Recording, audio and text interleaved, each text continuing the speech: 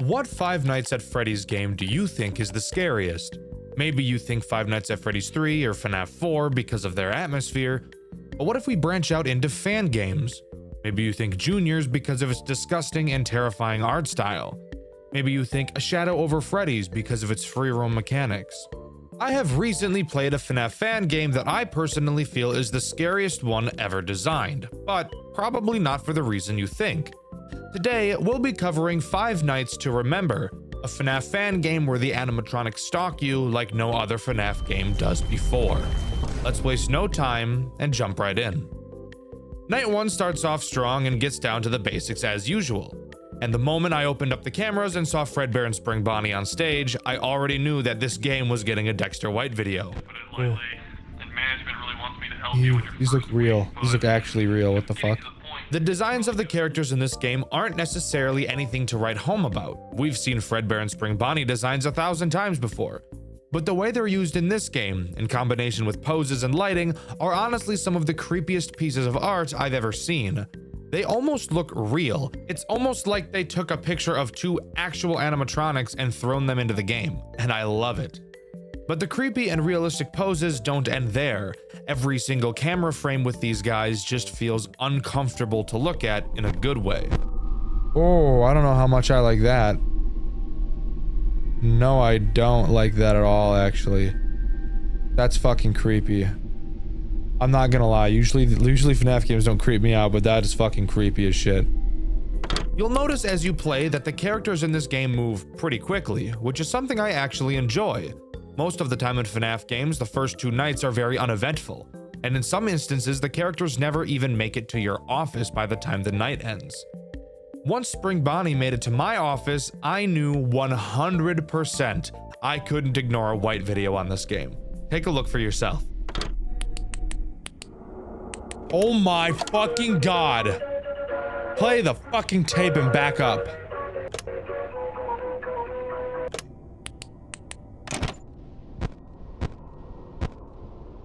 He didn't get sent back to the fucking... Go the fuck away! Fucking yuck. He was busting it down. Did you see that? He was shaking his cock and shit. I saw him. I saw you do that, bro. You whipped it out. It was dangling all over my fucking desk and shit. It slapped a straw in my drink, bro. The sheer feeling of fear I felt in this moment is something I've never felt before playing a FNAF game. Fredbear and Spring Bonnie stalk you throughout this game, taking peeks into your office to check if you're distracted. If you look closely, you'll actually be able to see them before they peek in, hiding in the safety of the darkness. Flashing your light at them makes them hide around a corner, but they don't give up there. They'll wait for a moment, and eventually peer back in to check on you, and they will never leave until they can get the jump on you. The moment you aren't locked in on what they're doing, the moment you check the cameras for too long, the moment you turn away, they jump into your office and attack. Now I have to take a break from being dramatic to talk about how this game actually plays, and why the rabbit on your screen right now is currently shaking its dick in your face. Thankfully, this game doesn't use a power system, something I'm noticing a lot more recent FNAF games have been turning away from, which I actually really like because power systems make me want to stick my penis in a badger hole. However, there still is an important resource in the game that is limited: your tape player. When an animatronic is geeking out in your office, you'll have to quickly lift up your tape player and play the restaurant music. This will trick the animatronic into going back on stage to perform. The tape player only has a track that's so long, so you can't just let it play out throughout the whole night. You'll also notice that the rewind button on the tape player has been completely removed. What a nice touch, guys. Thanks. Fredbear works much in the same way as Spring Bonnie, except instead of attacking from your hall, he attacks from the curtains in front of you. You'll be able to see him quietly open them to look in at you. Once again, some of the creepiest shit I've ever seen come out of a FNAF game. Get the fuck out! Bro, you can see him real time stepping in. That's so fucked. Stop, bro! Fuck, dude, I see him standing there. As of night 1, there's only one other threat to deal with: HIM, also known as Cake Bear. I'm not sure what the HIM stands for, by the way, and the wiki doesn't tell me. Cake Bear acts as this game's marionette, having a music box for you to keep track of on camera too. I usually hate music boxes, but this one honestly isn't too bad, and I actually never once died to Cake Bear throughout my entire playthrough, which you could watch on my second channel, Dxtr Black. Rather than having to wind the music box like in FNAF 2, instead all you have to do is click it once, and it'll start winding by itself. It's a small change, but a change we all needed to have in our lives. The music box goes down pretty slowly, so you really shouldn't have any problems with it as long as you check the cameras every now and again. Night 2 is actually when Fredbear becomes active, but since I already explained him, I'm going to take this time to talk about one of my favorite things in this game: skipping phone calls. That may sound stupid to you, but if you play FNAF games, this is something that will make you cream in your pants when you hear it.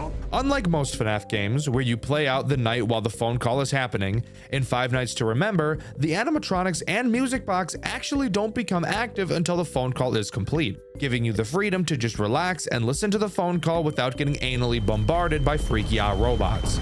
Which also means if you die on a night and restart and skip the phone call, rather than having to wait in silence for the animatronics to become active, when skipping the phone call, they actually will just immediately start. Again, this is something so small, but holy shit, it makes me happy. The Radiance team are some of the most clever people on the face of the earth. I would make out with every one of you. Hit my line. Something else I should mention, after completing each night, you'll get to play a basic catching minigame, where you need to catch good objects and avoid purple objects. If you get a good score, you'll be rewarded with an upgrade to your flashlight, which will cause animatronics at your doors to be stunned for longer when used. A FNAF game with upgrades. This is so fucking cool. Night 3 brings on what is probably this game's biggest threat, Vision Foxy. But before I cover him, I want to cover the other character added in this night, Vision Chica. Vision Chica works exactly the same as Phantom Chica does in Five Nights at Freddy's 3. She has a chance to appear on any camera, and you can't look at her for too long. If you do, she'll disable your camera for a short amount of time, which will leave you vulnerable to Cake Bear and Vision Foxy, who we'll cover now. Throughout the night, you'll be able to hear Foxy humming. When you hear him doing this, he will appear on either camera 8 or camera 1, aka the two cameras that lead directly to your office. You'll have to quickly figure out which camera he's on, and when you find him, you'll see him sprinting down the hallway. You will then need to pull down the cameras faster than I pull down my pants when I see Toy Chica, and hold your flashlight down on the doorway he's running towards. You'll be able to see him peer in at you, which is just so fucking cool and creepy, and if you keep the light held on him long enough, he will eventually go away. While this mechanic isn't by itself difficult, I'm sure you could guess that in combination with the other characters, Foxy is probably going to be your main run killer throughout this game. Something really great to note about Foxy, however, if Bonnie or Fredbear are at one of your doors, you'll know which camera Foxy will attack at, because he won't be able to come to a door that's already occupied. So keeping track of where everyone is and stalling them as long as possible can actually be used to your advantage. Night 4 is when this game really starts to ramp up in difficulty, and is also where you get to hear me complain. Yay! The part you've all been waiting for! Wouldn't be a Dxtr White video if I didn't lose my goddamn mind, now would it? Night 4 introduces Vision Freddy and Vision Bonnie, the two characters that make me want to rip a baby owl into 40 pieces. Let's start with the most infuriating of the two, Vision Freddy. Vision Freddy has a random chance to appear in either one of your two doorways. He himself will never attack, but he will absolutely fuck up your tempo while you're trying to play. My strategy tended to be wind the music box, flash both doorways, and repeat. However, you're not allowed to flash Freddy. If you do, he will disable your flashlight in that doorway, which will obviously lead to your death. Oh shit, I was supposed to flash him. Oh yeah, okay, I see. I get it. I gotta be really fucking careful. I can't just grossly flash my lights. I also want to mention that this doesn't make even a lick of sense at all. I have one flashlight. How the hell did he disable it only on one side of my office? I can't even wrap my mind around that concept, but whatever. Vision Freddy will lead you to have all sorts of problems during your playthrough. Not only at this point will you have grown accustomed to constantly flashing your doorways without thinking, you've most certainly grown accustomed to flashing your doorways when you see something. And to now have something punish you for doing so is absolutely brutal. Now let's switch gears like Luffy over to Vision Bonnie. I said Freddy is worse than this, but that in no way means Bonnie isn't worse than a car accident. Bonnie has a chance to appear in the computer monitor on your desk at any time, usually the most inconvenient fucking time possible. When you see Bonnie on your screen, you will quickly have to find him on one of your cameras and stare at him. This is a mechanic in FNAF games I cannot fucking stand. I'm not totally sure why I hate it so much, but if I had to guess, I'd say it's because of stupid ass fucking geeked up Sheriff Slithers from Graveyard Shift at Freddy's. That goofy ass snake has destroyed my will to live. If you don't find Bonnie fast enough, I'm sure you could guess what happens. Your ass is on the menu at Golden Corral and Bonnie is hopping up and down in line like a fat ass waiting to chomp down on your muff. Before I dive into Night 5, I should quickly explain what's been going on throughout the phone calls up until this point. As the nights have gone on, the phone guy has been telling us about how the company has been wanting to switch to Springlock animatronics. Oh boy, we all know how this turns out. On one of the earlier nights, we actually see that Fredbear and Spring Bonnie are tossed into the back room and no longer start on stage, and that the new Springlock animatronics can be seen on one of the cameras instead. Fun fact, these Springlocks never attack you. I jeebed in my pants when I saw them for the first time because I thought I was about to get bent over backwards and fucked in front of all of the animatronics by them. Well, on night 4, we're told that someone will be testing the Springlock costumes in the morning for the first time. And on night 5, you'll notice we have access to a brand spanking new camera, camera 9. On this camera, we can see the very Springlock costume, with the corpse of one of the workers still inside. We're told on this night by the phone guy that he was there when it happened, and that they followed the protocol perfectly, and this still happened. In this game, no, this corpse is not William Afton, just some random employee, but damn. This is probably one of the coolest moments I've seen come out of a FNAF game, and it would have never been this cool without the phone guy's amazing deliveries on his lines throughout the game. You can listen to each of them during my full playthrough on my second channel, Dxtr Black. But how does Night 5 play? Well, it's an everything night, something I've noticed becoming more common in newer FNAF games. I've noticed that a lot of FNAF games nowadays have a Night 5 that introduces a boss character to really show off the climax of their game with one final fight. I think this is pretty cool, but I'm also a little nervous that this concept will become stale quickly, but I guess only time will tell. The Victim is a new animatronic active in this night, freely attacking your office whenever he feels like it. Unlike Fredbear and Spring Bonnie, you will not be able to stall him at your door, because he doesn't give a fuck about that door. He thinks that door's a bitch. I know, he told me. Deal with him in the same way you deal with Fredbear and Spring Bonnie, by using the tape player. I said this night was an everything night, and when I use the term everything night, I mean one character taking on the role of every character you've seen so far. Golden Freddy does exactly this, or this game just calls him the Yellow Bear, taking the role of every other animatronic we've seen up until this point. The extra addition of the Victim really drives up the difficulty of this night. The pressure is high the whole time, and you will barely have any room to breathe. But with all of the cool shit we've seen, we need to take a step back. And I need you to all take a breath with me, because what I'm about to talk about next will make you shit yourself. So just please, pause the video, get a glass of water, and get ready for me to talk about the stupidest thing you've ever seen in your entire life. Night 6 is a remake of an old FNAF game called One Night to Remember, and oh my god, is it dumb. Let's talk about it. One Night to Remember features an interesting cast of characters, to say the least, with characters we all know and love, like Fredbear, Spring Bonnie, Plushtrap, the original, Corpse, Stan, Mini Stans, Ben. Who the fuck is Ben? I'll go over this part quickly for the sake of your sanity. In your office, you have a music button. It's pretty much just the tape player from the main game, except you can't choose when to turn it off. It kinda just turns off whenever. If you see Fredbear at your door, you'll have to play the music to make him go away. If you see Spring Bonnie at your door, you'll have to play the music to make him go away. If you see the corpse at your door, you'll have to play the music to make him go away. If you see Stan on your ceiling, can you guess what you need to do? That's exactly right. You have to play the music to make him go away. That's the end of that running joke, thankfully. Mini stands don't directly kill you. Instead, if you sit in your office for too long without pulling up your camera, they'll make Stan move faster. Plushtrap will occasionally run past your window. If he does, quickly pull up your camera, and I guess he fucking dies for some reason. Ben is a G. If he shows up in your office, you have to play peekaboo with him and cover your eyes until he goes away. Ben has no concept of object permanence. He's 2. Finally, the original. He slowly moves around your cameras to your office. If he gets to your office, you die no matter what. Even if you play the music, which is bullshit. If you stare him down on the cameras, it will stall him, making him approach your office much slower. Do that for 6 hours and congrats, you've beaten this game's weird-ass Night 6.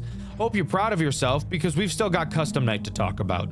Usually, I don't talk about Custom Night, but this Custom Night has some new characters, and one of them I bet you fucking freaks will goon over. Thanks, Radiance team, for making me put goon bait on my screen. All 4 new characters are unlockable by completing Custom Night challenges. If you complete the 6th night of the game, you'll unlock Stan. Side note, I know that Night 6 is not a Custom Night challenge, hop off my pecker dog. Stan is pretty simple. Starting in your office, he will slowly try to drop down onto your head like any spider would do. Use the bug spray on your desk to keep him away. If you don't, Dunyan rings for you, bro. Also, side note, why would we use bug spray on a spider? Spider's not an insect. It's an arachnid. You know what? That's not important. If you complete the Imaginary Night challenge, you'll unlock Ben. Ben will randomly appear in your office and try to take a picture of you to post on his OnlyFans. When he does, you must quickly look left and right to prevent him from getting a good angle. And trust me, Ben loves his angles. You take a picture with your ass out and your back bent in with your pussy barely peeking through from a low angle with your face in it, winking with your tongue out and your feet in it, and your arches exposed and your toes clenched and your torso at 3/4 rotation with your side boob and your nipples just out of sight with a choker on and your panties around your waist with the middle pulled to the side.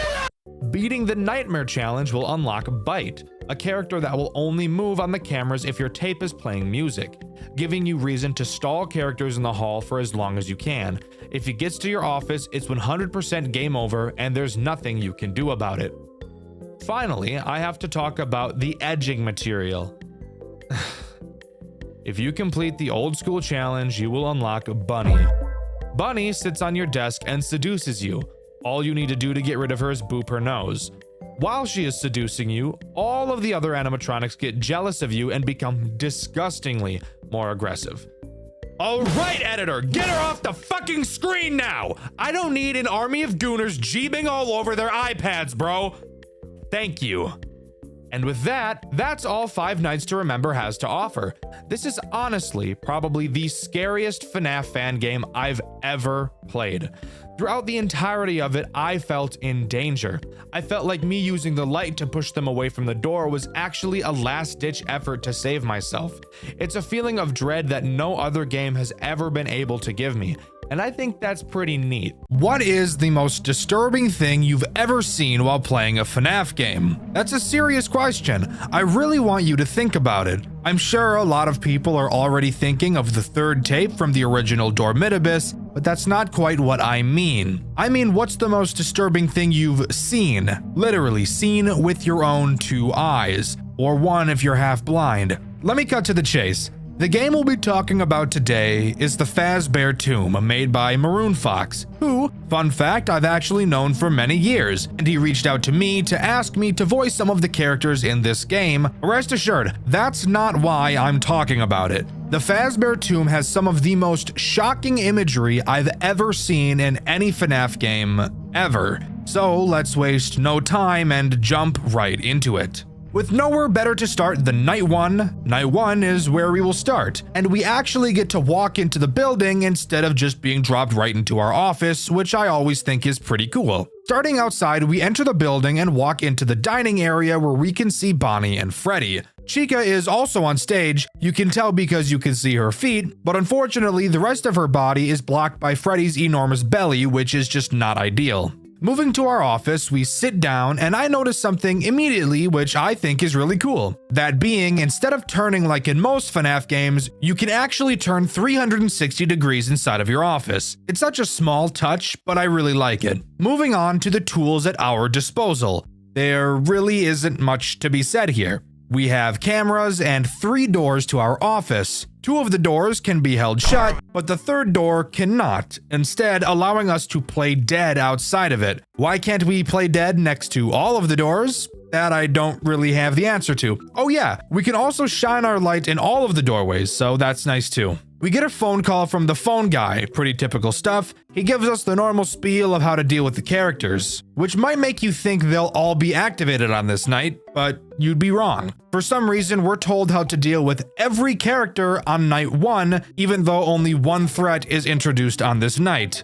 Not really sure why, but whatever. Oh yeah, and one more super cool thing about this game, the phone guy is played by me, so that was super fun. To make sure he doesn't get you, you must...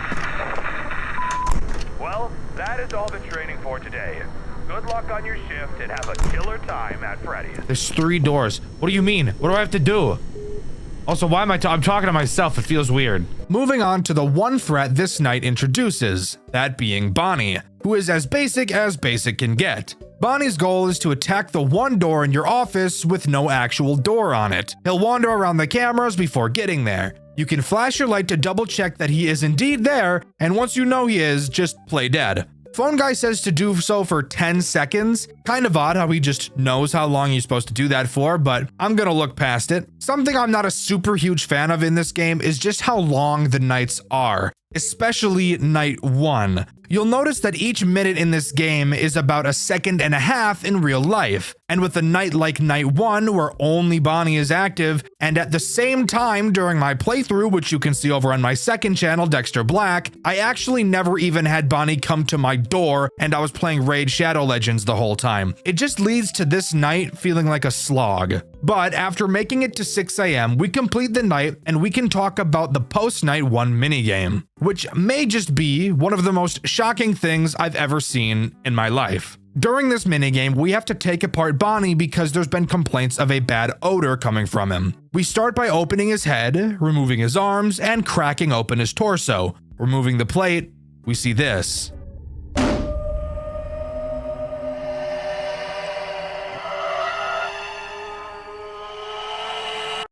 That's right. We actually get to see the corpse of one of the missing children stuffed inside of Bonnie. Truly one of the most gruesome things I've ever seen in a FNAF game before. I don't think any other game that I know of has ever actually directly shown you the bodies of the children. So needless to say, seeing this was crazy. After that shocking reveal, we get a very odd cutscene. A large amount of words are said, but I can't really make out most of it. I'll play it here with subtitles of what I could make out, but I'll need your guys' help in the comments to decipher everything. But even yet I refrained and kept still. I scarcely breathed. I held the lantern motionless. I tried how steadily I could maintain the ray upon the eye. Meantime, the hellish tattoo of the heart increased. It grew quicker and quicker, and louder every instant. The old man's terror must have been extreme. It grew louder, I say, louder every moment. Do you mark me well? Night 2, here we are. Let's just say action from these robots picks up quite a bit on this night. Night 2 only introduces one new threat, that being Chica, as I'm sure you could have guessed. And I'm gonna be honest, Chica brings up a really big glaring flaw that this game has. That being that the gameplay is boring as fuck. But let's explain what Chica does first. Chica will move around the cameras until making her way to your second door. Once she approaches, you can flash your light to check she's there, and if she is, hold the door closed until you hear her go away. This is also the first night I actually had Bonnie attack me, and something I noticed about these two is just how long it takes for both of them to leave your door. It's like a solid 10 seconds, at least. Which, yes, I know the phone guy said, but I didn't think he literally meant it. But can you notice the issue this game already has? Both Bonnie and Chica do the exact same thing. And while sure, you could argue that Bonnie and Chica do the same thing in a lot of games, but when the cast of characters is so small, I think that should make you more inclined to make everyone do something unique. This franchise has been around for over a decade. I would like to see the community do something different, and I feel like this game tries to hide the fact that everything is the same. Sure, you have 3 doors, but 2 of them are just a close them when someone is there mechanic, and the other is a play dead mechanic, which by the way is literally exactly the same as holding the door closed, except there's no animation, the screen just turns black. And this is what I mean. It feels like the game is trying to make you think that Bonnie has a different mechanic from Chica because it calls it something different. But in reality, you're just holding control for both of them, so it feels a bit disingenuous. But on the other hand, the character AI has definitely ramped up on this night. During night 1, I was never attacked by Bonnie the entire time. This time around, I was attacked by him a good handful of times, and Chica tried to rail me a couple of times too. So at least during this night, I couldn't play another game at the exact same time like I could on night 1, which is a good sign of progress. Oh yeah, I should probably mention the phone call on this night too, since it is pretty interesting. It seems like a previous night guard was able to intercept the phone's connection. Don't ask how, just accept it. He talks about how the robots are out to kill.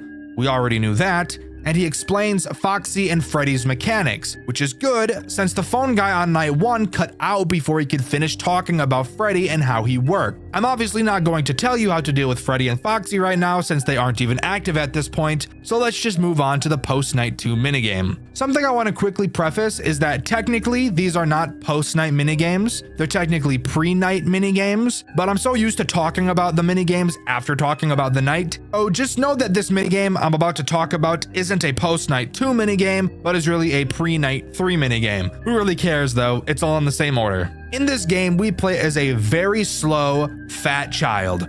Not based. The most horrendous, creepy-looking 8-bit Spring Bonnie I've ever seen in my life appears to tell us he has a gift for us. A very special one. We follow him through 2 rooms and see a gift box on the ground, but Spring Bonnie is nowhere in sight. Upon approaching the box, Spring Bonnie sprints at Mach 46 in our direction and presumably murks us, ending the minigame. So, not nearly as interesting as last night's minigame, but maybe this showed what happened just before what we saw in that last minigame. Or who knows, maybe this is one of the other dead children altogether. Right now it's hard to say, but let's continue on to night 3. On night 3, I was expecting one new character to be introduced, since it seems we're only going to be getting the 4 characters from the first FNAF game. Introducing one every night makes sense to me. But no, we have 2 threats to talk about on this night. So let's start with the least interesting one, Freddy.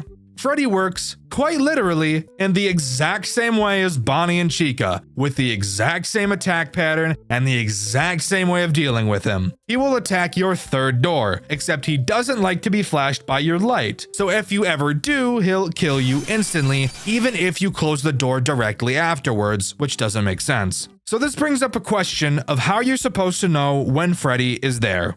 Well, this game tells you that you'll be able to hear Freddy breathing when he's outside of your door. However, I was unable to hear the breathing, ever. Or, if I was able to hear the breathing, I was unable to tell it was breathing, since there are so many other fucking random noises that happen constantly throughout this game. You wanna know why I never heard the breathing sound effect? I checked the code of this game myself, and yeah, it's literally never programmed to play the breathing sound. Here is the code for the breathing sound. You see that start sound, pick random 1 to 4? There are 4 breathing sounds, and this plays one of those at random. You'll notice that these 2 blocks aren't attached to anything, and I never moved them. By the way, there is nothing that triggers these 2 blocks. This is all of the code for Freddy reaching your door. You'll notice a few weird things about it. That it starts by running a broadcast for Bonnie arriving. Spoiler alert, I have no idea why it's called Bonnie Arrive. The only thing this broadcast does is run a function in another sprite that plays footstep sounds. The other weird thing you'll notice about this code is that, yes, it actually does start sound, but not sounds 1 to 4. Instead, sounds 5 to 10. Well, what are sounds 5 to 10? You might ask. Well, they're footstep sounds. All of them. Sounds 5 through 10 are all footstep sounds. But why the fuck would you even need to play footstep sounds if right before that block you have the Bonnie Arrive broadcast that plays fucking footstep sounds? And why are there breathing sounds in this game that are never used, pretty much making it impossible to know when Freddy is ever at your door? I have no idea. And yes, by the way, I checked everything in the AI management code, and nowhere besides those 2 blocks that are detached and never called that I showed earlier does the code ever call for sounds 1 through 4 to ever be played. I have no idea what's going on. But worry not, I found a strategy for dealing with Freddy. We know because of the Bonnie Arrive script that whenever any character shows up at the door, we'll hear footsteps. Well, whenever I heard footsteps, I'd check Bonnie's door and Chica's door, since I could safely flash my light on them. If I didn't see either of those two, then I'd know it has to be Freddy who's at my door, and fun fact, Freddy doesn't appear to make footstep sound cues when he leaves either, so that's just great. Anyways, let's talk about the other threat this night introduces, Foxy. Foxy is pretty simple, but he is different from the other 3, thankfully. Foxy is in Pirate's Cove. Occasionally, throughout the night, he'll start humming like he tends to do. When he does, all you have to do is go to his camera and flash him with your camera light a few times and he'll close the curtain. So he doesn't even really do what normal Foxy does. Not that that's an issue, just thought I'd point it out. So, here's what the core gameplay loop boils down to right now. Start the night, literally sit there and do nothing until you hear Foxy humming or footstep sounds. Deal with Foxy if you hear him, and if you hear footstep sounds, check Bonnie, then Chica. Deal with either of them if you see them, and if you don't see them, close Freddy's door until you hear the next sound cue. Repeat for 8 fucking minutes, since each minute in this game is a second and a half, and you'll beat the night. Meaning we can move on to the post-night 3 minigame, technically pre-night 4 minigame. This is just a cutscene, but a creepy one at that. The marionette box opens, and the marionette crawls out with the most disgusting sound I've ever heard. She offers us a gift box and says that if we take it, we'll be gifted new life, and that he'll never be able to hurt us again. This tells me that we're the soul of a child in this cutscene, and of course, the marionette is reanimating us. We accept the gift, and the marionette crawls back into its sticky-sounding box, and we move on to Night 4. Night 4 adds nothing new to the gameplay loop. However, it is where I noticed a plethora of bugs in this game so horrific it's hard to describe. And pretty much every single bug stems from Freddy and the fact he will literally just ignore your door. He will also sometimes not play his footstep sound cue when he gets to the door. Oh yeah, and this part isn't a bug, but multiple characters can attack at the same time, guaranteeing that you lose the night because of RNG. That sounded rather loud. Good thing I went and checked. I said, good thing I went and checked. Fuck! Okay, well, you can't put Bonnie and Freddy there at the same time, dude. That's literally impossible. Impossible to deal with.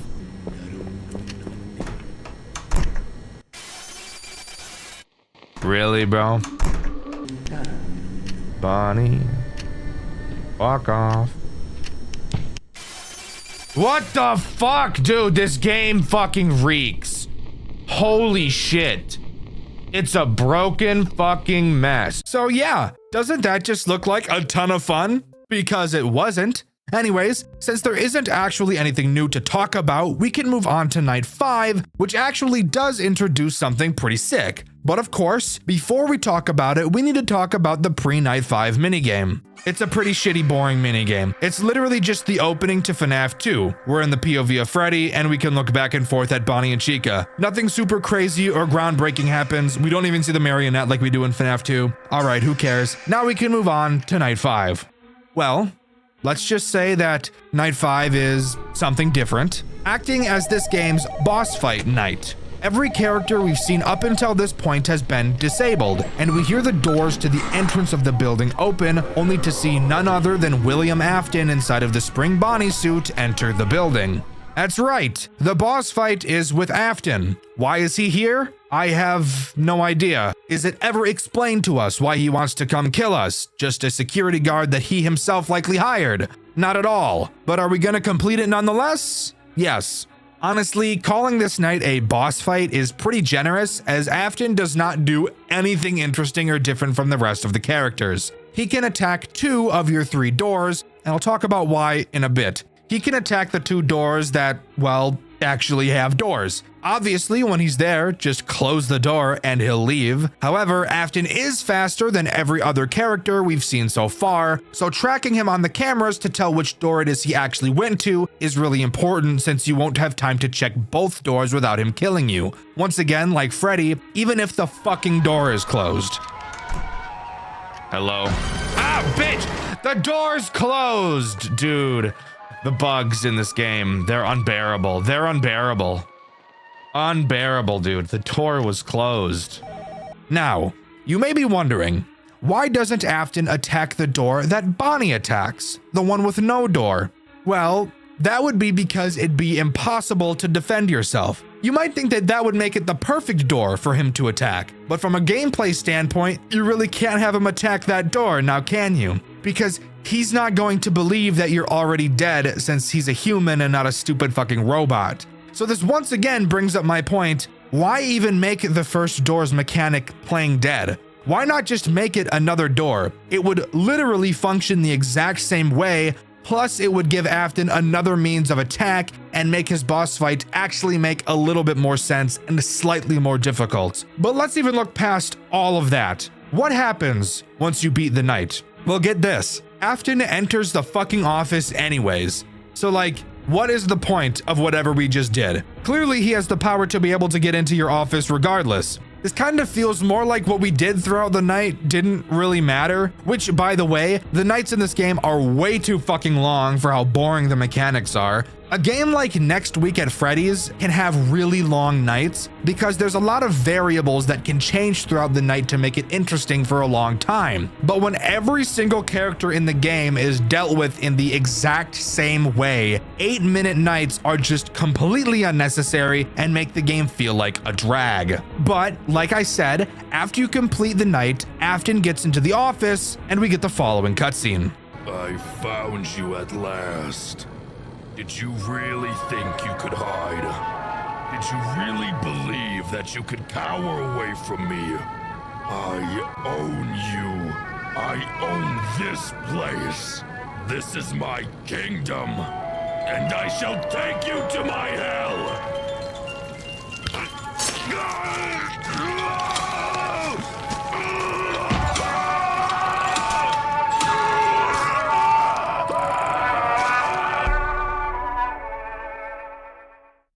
So there you have it.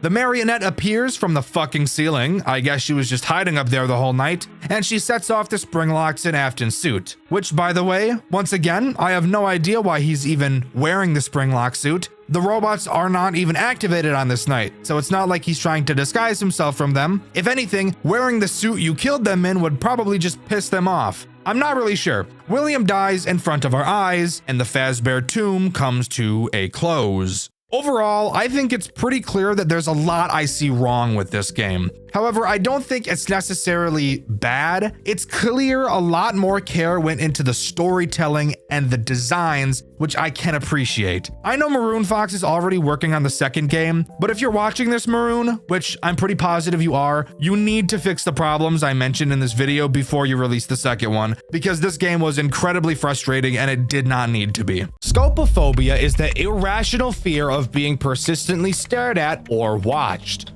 For most people, I feel being watched is one of those things that is just universally feared. Several forms of media have been made around it, from books to movies, and of course, horror games. But what about FNAF games? What is the scariest FNAF game you've ever played? And while playing it, did you get the strange feeling that you were being stalked? Banshee is a new FNAF fan game created by Kimarzuru and released fully on July 23rd, 2025. For a lot of people, the FNAF genre hasn't grown boring, but has lost a lot of the fear factor that it once had. I know for me personally that is the case. Sure, cheap jump scares will always startle people, but actually being scared is something that most FNAF games just aren't capable of doing anymore. Banshee, however, is different. Banshee isn't just scary, Banshee is horrifying. Grab a drink and get ready to jump into the rabbit hole that is Banshee, Five Nights at Freddy's most horrifying fan game. Banshee is a game heavily inspired by the original Five Nights at Freddy's Pizzeria Simulator, mainly taking inspiration from the night sections of that game, wherein instead of beating the night by surviving, you instead have to complete multiple tasks, making the length of the night dependent on you. Of course, when you think of Pizzeria Simulator, the very well-known salvaging sections may come to mind, and don't worry, Banshee has those too. Before every night, you will have to salvage a character in much the same way you do so in Pizzeria Simulator. On night 1, you have to salvage Springtrap. Pause. This design is actually horrific. This is gross. I haven't seen a model from a game that made me as uncomfortable as this one has in a long time. And trust me, they only get more grotesque and uncomfortable as we follow the White Rabbit. To salvage a character, you must first play an audio cue from the tape player in front of you. You can hold up the milligauss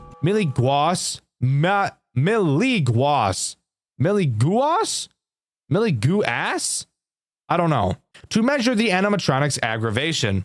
As you play the audio, the meter will slowly rise, and having it stay on the highest setting for too long will result in a death. Additionally, your tape player may start to malfunction while the sound is playing. If you hear this, you must stop playing the tape for a few moments before turning it back on. The animatronics do not like when the tape player is broken. Once you have the animatronics aggression maxed, input some info into the computer, and it's on to the real night section. And let me tell you, if you thought the night gameplay from FNAF 6 was stressful, you're not ready for what's in store for you in Banshee. Night 1 introduces 2 characters. You may be wondering how that's possible since we've only scrapped one. And that's because one of the 2 characters was in your restaurant from the beginning, that threat being Yellow Bear. Ooh. Wait, am I not safe? Why do I get the feeling that I'm not safe? What the fuck was that? But before we can talk about the threats this night has to offer, we first need to talk about the tasks at hand and our environment. In our office, we obviously have a computer, as well as the doors to our left and right, and a window in front of us. Pressing Control will open up our computer, and this is where the first stressful mechanic comes into play. Unlike most FNAF games where you have your mouse as the main source of user input with the occasional control key, Banshee makes use of your entire keyboard. No, I'm not joking. Your computer has 2 screens, your command screen and your camera screen.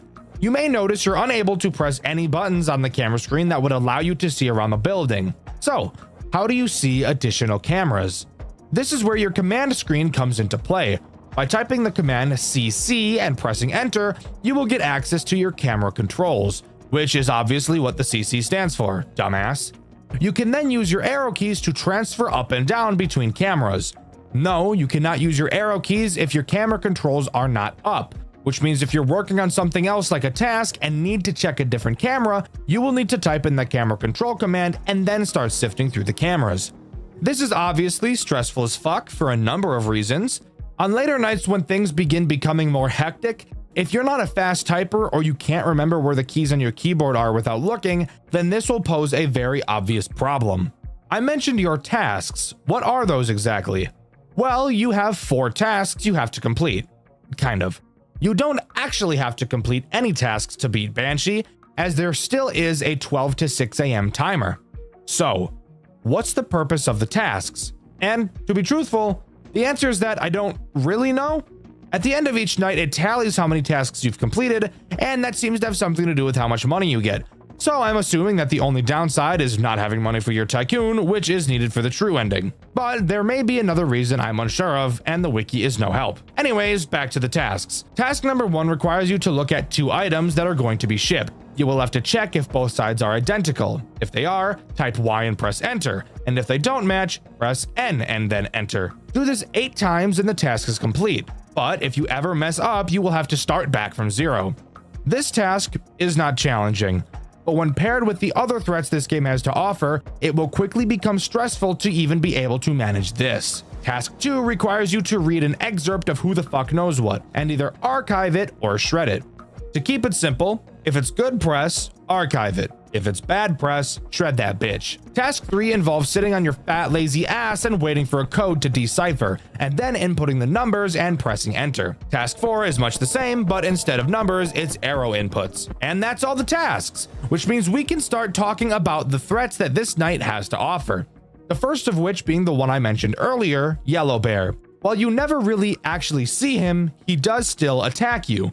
Throughout the night, you will be able to see posters, drawings, and books around your office that start to change to say, "It's me." If too many of these anomalies occur, Yellow Bear will appear and kill you. In order to make these anomalies go away, you will need to look forward, not have your computer on, and close your eyes for who the fuck knows how long. When you open them back up, they should be gone. If they're not, close your eyes for longer next time, dumbass.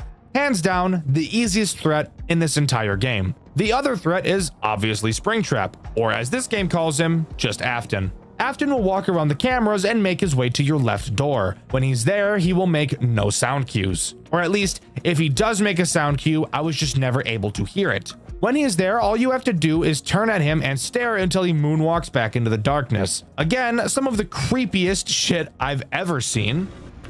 So where is he? What the fuck was that? Oh my god, that's actually so fucked. Dude, that's actually so fucked up. That's actually so fucked, dude. Oh my fuck. Oh my fuck. And that's it.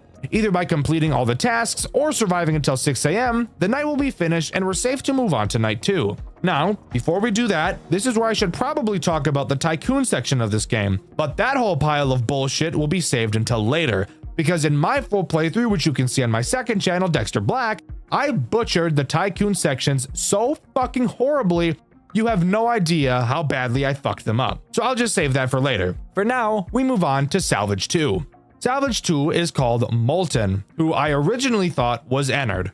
And maybe it is, and this is just another case of the game giving it a different name. I'm not sure. Regardless, he is obviously the threat introduced on this night. So, how does he work? He actually has two different mechanics and methods of attack. The first is very similar to Afton, except he attacks from the right door instead of the left. Same thing for him, just look at him and he'll go away. However, once he goes away, he has a chance to initiate his second attack, which by the way can also happen at any time, not just when he leaves your office. Your lights will begin to flicker and an audible sound cue will be heard. This tells you that you need to very quickly find Molten on the cameras. God, is there a FNAF game in existence that doesn't have this fuck-ass mechanic? Whatever. Obviously, you'll probably be doing a task when this happens, so you'll have to type the camera control command and then start using the arrow keys to find him. When you do, you will need to type play and press enter, which will begin playing an audio lure on whatever camera you're looking at. This audio lure will make Molten piss off, which makes everyone happy. Overall, not too difficult. However, from what the community has said, Molten by far caused more deaths than any other character, and I can somewhat agree on that. Night 3 has a scrap Lefty, who in this game is a girl. Maybe Lefty was a girl in the original too? I'm not sure, not important. Lefty can prove to be a very frustrating character, but once you understand how she works, it really shouldn't be an issue. Lefty will very slowly move through the cameras to get to your office. However, if she gets to your office, she'll kill you no matter what. So you have to find a way to keep her from reaching you. Once she progresses to a camera, she will never move back. However, you can use the audio lure on whatever camera she's in to slow her down. This won't stop her from moving, but it will slow her progress dramatically. So much so that even on the hardest non-custom night she appears in, she only ever moved once for me. This obviously does bring up a conflict with Molten, but with how slowly Lefty moves, getting back to her camera in time to put the lure back on really shouldn't be much of an issue. Night 4 introduces the final new character, Baby. Baby is easily the most infuriating character throughout this entire game, and it's not even close. Baby will move through the cameras. Who the fuck cares? Once she's in your office, she will appear in the window in front of you. After a few seconds, she will either walk left or right. Depending on which direction she walks, you will have to close the door on the corresponding side. Something I didn't even know you could do up until this night. After you close the door, a small sound cue will play letting you know she's left, and then you can reopen the door. This doesn't sound too hard, I hear you saying. Well, I haven't told you about the bullshit butt-fuck wombo combo butt bang strategy that she has. Basically, the bullshit butt-fuck wombo combo butt bang strategy involves Baby doing a fucking fusion dance with Molten. And when they do, they decide it'd be really fucking funny to attack you at the same time, which, if you couldn't have guessed already, is literally an immediate loss, as both means of fending them off take up a decent amount of time. The amount of time it would take is enough to have the other butt fuck you in the ass, hence the name, bullshit butt fuck wombo combo butt bang strategy. There's baby up there. Oh. Yeah. This is cooked. This is cooked. This is actually cooked. Bro, I'm fucked. I'm fucked. There's nothing I can do about that. I was pressing enter, you. That was just cooked. There was nothing I could do about that. I don't know how long I have to hold it for baby. And he was on my ass. I really didn't know what to do there. Really didn't know what the option was. This is really the only huge RNG problem this game has, and it doesn't happen nearly as often as something like Torbani Vent AIDS does. Finally, we have Night 5, which is an interesting night, to say the least, as it's actually easier than Night 4. Sure, the animatronics are more aggressive, but I still think overall it's probably easier than Night 4 is. No new threats are added, however, one of them is removed. That being Lefty. What is the reason for having Lefty not present on this night? I'm really not sure.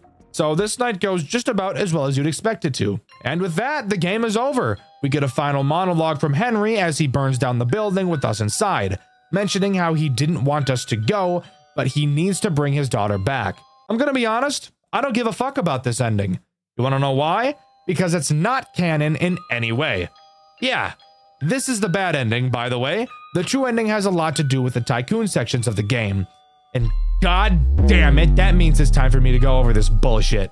First, let's go over how I fucked up this tycoon section as hard as I did. When you first load up the game and open the tycoon section, this is what the tycoon looks like. Fantastic. Looks like we're going to build off of this. Pretty interesting and different from the original. Wanna know the fucking hilarious part? The game expects you to press this button and erase your tycoon save data so that the tutorial for the tycoon section will begin playing. Does it tell you to do this? No.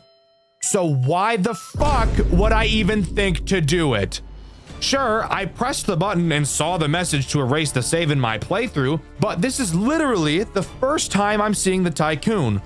Why in God's green fuck would I think to reset the data of the tycoon when I've never seen it look any different? I'm expecting to get comments calling me stupid for not figuring this out, but fuck you. You wouldn't buy a game, start the game up, and then think, actually, before I start playing this brand new game I've never played before and is brand fucking new, I should reset the save data for it first. You would never think of that. I'm sorry, this is just the most retarded thing I've ever seen. There is literally no indication whatsoever that I should reset the save. If there was indication, then there wouldn't be an issue, but there isn't.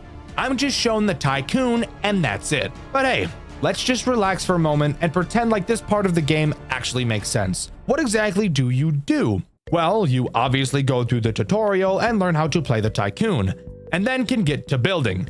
And then from there, it's just Pizzeria Simulator. Buy things from the catalog and add them to your pizzeria to get points and level up. Fantastic! Completing the tasks during the nights will give you the money you need to buy more in the tycoon sections as well. Fantastic! Now, after completing night 1 is where the game starts to get a bit interesting. On the main menu after completing night 1, you will see this big red box. Clicking on it will reveal a statue of a Banshee. Turning it to its side will reveal a note describing that you need to look northwest to find a key. Wait one night and look again to find a door, presumably that the key would be used in. Going to your tycoon and scrolling all the way northwest, you'll be able to see a small red dot. Clicking on it will reveal a golden rose, which is presumably the key that was referenced in the note. Now, pause. I'm going to complain here again about how I fucked this up so badly. I had no idea that the map could be scrolled. Why? Because I was never taught in the tutorial, and I never saw the tutorial for reasons explained earlier. However, what I did do was click around the top northwest corner of the screen looking for this key. Clicking the big sign reveals a very dark red screen with some random text that'll become important later. So, this leads me to believe that this was the thing northwest that I was supposed to see. I thought I was doing the right thing. This series of coincidences is actually insane. Sure, there's no literal key here, but that led me to assume that the key was a metaphor for something else. Now tell me, would it be unreasonable for me to suspect some kind of retarded metaphor from a FNAF game? I don't think so. But whatever. After beating night 2, if you go back to the Tycoon and press the red dot again, you'll see a golden pillar. Altar? I don't fucking know what this thing is. You can place the rose you got from the previous night there, which reveals a drawing of the marionette. The same drawing that you can see in your office above your computer. During night 3, if you click the marionette poster, you'll see what I believe to be a chair and a clock. I think. I have no idea what I'm looking at. You can push the chair underneath the clock and the pendulum of the clock will fall. You can then collect the pendulum. You will then get kicked out of the night back to the title screen. Clicking on the red box again will show the statue once more. You can then take the pendulum and place it into the stomach of the statue. Seriously, don't read into this too much. This is some fucked up Aoni type puzzle. Don't read into it, just accept it. After completing night 3, if you click the red box again, you'll get a cutscene. In it, you'll see clouds parting in the sky and a code appears behind them, along with the text, "The safe." Then you can go into your Tycoon, and instead of typing Tycoon into the directory, you can type Clown, which will start up a remake of the Clown minigame from Pizzeria Simulator. You can also play the Ball Pit minigame and Midnight Motorist. As I'm sure you could have guessed, the Midnight Motorist minigame actually serves some sort of importance. This minigame plays a lot differently than the original. It's a text-based adventure rather than a side-scroller. In it, you can walk around a forest and look at trees, something you all have never done before.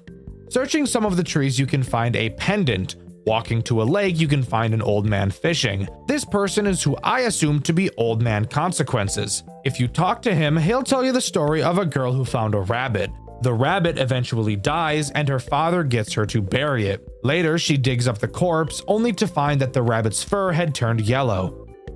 Oh my god, guys! Like Spring Bonnie, do you get it? Can you fucking believe it? Oh my god, I'm gonna bounce up and down, dropping my cheeks and testicles all over my desk! Oh yeah, you can also give the old man the pendant you found and he'll say that it belonged to her. Looking in some more trees, you can find blood-stained glasses. If you bring them to a man by a house, he'll tell you that they were your brothers. After beating night 4, you should be able to buy the safe item from the Tycoon. We'll get to that later. Clicking on it will prompt you to type in a code. Typing in the code we saw in the cutscene earlier will open the safe, revealing a picture of a locked gate inside. After buying everything else in the Tycoon section, if you load the original version of the Tycoon and click the logo, you'll be sent to the gate. If you've done everything correctly, clicking on it will spawn you onto a boat. On the boat, you're told a story.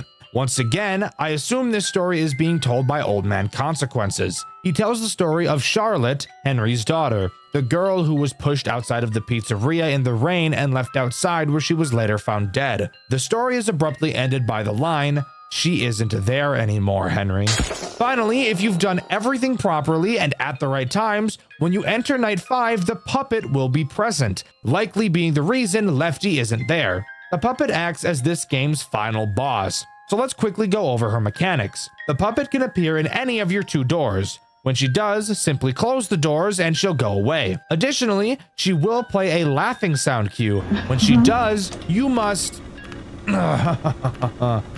find her on the cameras and stare at her until she leaves. And as far as I'm aware, that's all that she does throughout this night. That may not seem like a huge issue, but of course, when paired with everything else and the bullshit buttfuck wombo combo butt bang strategy at the same time, this can be a very stressful night. But if you manage to beat it, you'll get one last cutscene. Michael Afton, alone in the suffocating darkness. He turns his lighter on, only to see the yellow bear, his own brother, staring back at him. Unable to look away, eventually even his brother leaves, leaving Michael truly alone.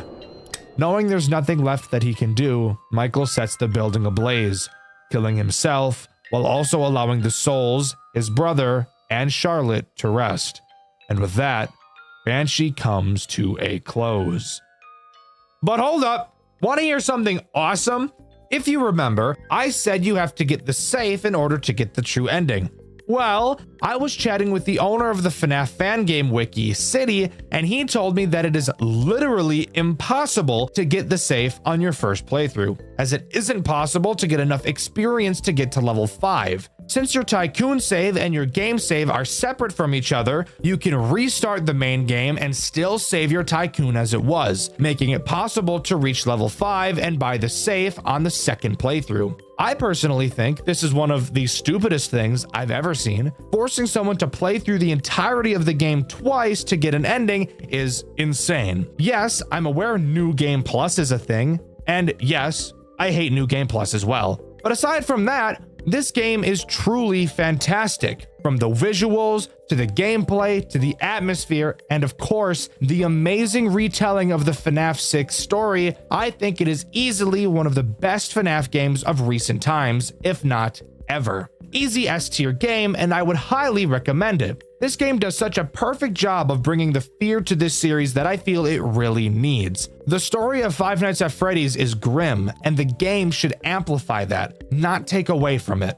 But let me know what you think. Do you agree with me, or do you think Banshee is just overhyped slop? Let me know in the comments below. In my Tales of the Bunny Man video, I asked you guys what the most disturbing thing you've seen come out of a FNAF game was, and my favorite answer was this one by Pixel Swirl. They said Graveyard Shift at Freddy's as a whole. And of course, having the cannibalism and the fact that the animatronics aren't possessed but are in fact alive. And I couldn't agree more. I actually have a video covering that game on this channel. You should definitely watch it after this. I also realized I've never mentioned this, but I do have a merch store. You can find the link to it in the description, by the way. The question of this video is, what made you get into Five Nights at Freddy's? With the question of the video being asked, subscribe to the channel, I'd appreciate it a lot. I've been Dxtr, and I'll see you guys in the next video. See ya! Banshee was easily one of, if not the scariest Five Nights at Freddy's game I had ever played. Amazing atmosphere, wonderful sound design, and even pretty damn good game mechanics to go along with it. I've of course covered it on this channel before, and if you haven't already, you should go give that video a watch after this one. The game we'll be covering today reminds me of Banshee in a lot of ways, easily being another one of the most horrifying FNAF experiences I've ever had. However, with all of the good does come some bad, and while I feel there's nothing super bad about the game we're covering today, I do feel like there are a few things that we need to talk about with some very good tips for future game devs. The game we'll be covering today is Midnight at Star Stage, one of the newest FNAF fan games on the market with a lot of hype behind it. Today, we'll be diving into the game, talking about its story, gameplay mechanics, pros, and cons. So strap in with me as we peek behind the curtains of Midnight at Star Stage. Jumping right into night 1, wasting no time, there's something super obvious I want to get out of the way immediately. This game looks and feels exactly like the FNAF fan game Banshee, like I've already mentioned, and I can't lie, I love it. Absolutely, it's amazing. Banshee's atmosphere was one of the best out of any FNAF fan game I've ever played, and I feel like this game really lives up to that exact feeling. This game is horrifying. To our left and right, we have doors. However, both doors are completely different. The door on our left can only be used for as long as we're holding the switch. However, the door on the right is toggleable, which I actually don't think I've ever seen another FNAF game do. Sure, the original FNAF technically has toggleable doors, but they can't be toggled forever due to the fact that you have power. But there's no power in this game, so I just thought that this was interesting. Of course, we have our cameras, however, there is no camera map. Instead, we have to cycle through the cameras using W and S, which I thought was a little bit weird for controls, but that's not super important at all. This night introduces two threats, so let's talk about them and how terrifying they are. Let's start with the main character, Rocky, one of the most aggressive characters in the entire game. His goal is to get to your office, no shit, but his way of doing so is incredibly intense. Just like Foxy, he will sprint Mach 104 directly at your office, and the scariest part,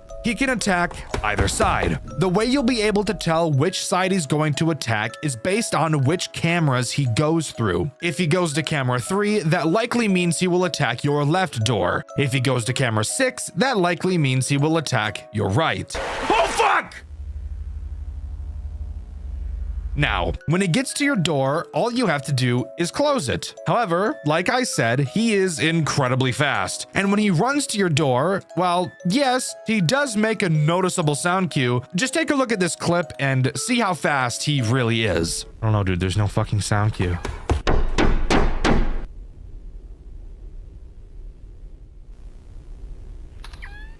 What? Yeah, he is very fast. And this game is about to be both really fucking hard and really fucking scary at the same time. Strap in, guys, it's about to get crazy. Anyways, moving on to the next threat we have to talk about, that being Rash the Cat. Rash the Cat really goes to show how difficult this game is going to be, and that mainly comes in the form of how much synergy he has with Rocky. Just like Rocky, Rash too can attack both of your doors. However, he is completely silent. Very reminiscent of Springtrap from Banshee, he will creep up silently to either of your doors and stare at you. All you have to do to make him go away is stare back.